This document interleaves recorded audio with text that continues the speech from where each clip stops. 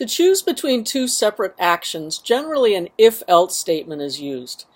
If you want to choose from more than two actions, what you can do is nest if-else statements. So have one if-else statement inside of another. So since an action can contain any valid statement, this could include an if or an if-else statement. The if-else statement chooses between two actions, which I'll call here action 1 and action 2. The general form of the if-else statement, if the actions are bracketed by keywords, would look something like this. So you'd have the word if, and then a condition, some relational expression, and then action 1. So action 1 is what you would execute if the condition is true, else action 2. So again, this is what it would look like if the actions, action 1 and action 2, are bracketed by keywords like if, else, and end.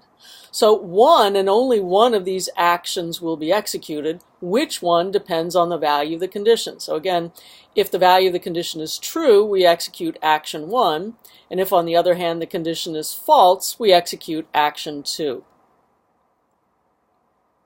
So here's the general form of the if-else. If it is bracketed, if the actions are bracketed by some kind of braces or parentheses or something like that, rather than keywords. So again, you'd have if, the condition, and then some way of bracketing action 1, else, and some way of bracketing action 2.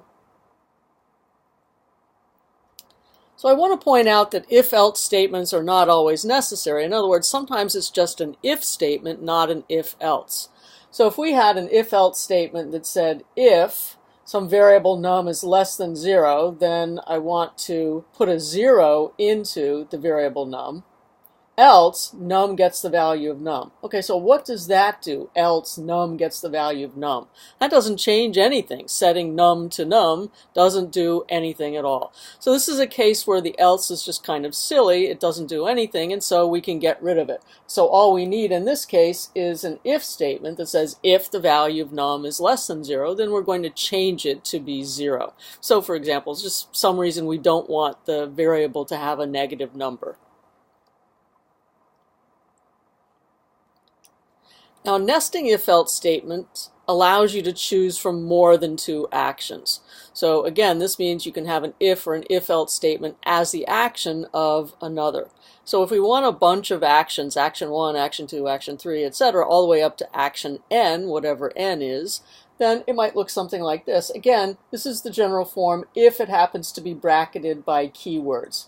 So we might say if condition 1, so if that condition is true, then we're going to execute action 1, else, so if we get down to this else, then condition 1 was false. So now we're going to check another condition. If condition 2 is true, then we're going to execute action 2, else. So if we get down here, we know that both condition 1 and condition 2 were false, and now we're going to check another condition. If condition 3 is true, then we're going to execute action 3, and etc. So you can keep going, and notice that I'm indenting to show the structure. So if, else, end, if, else, end, if, else, end. So all of these are indented to make it easier to see, and the actions are indented as well.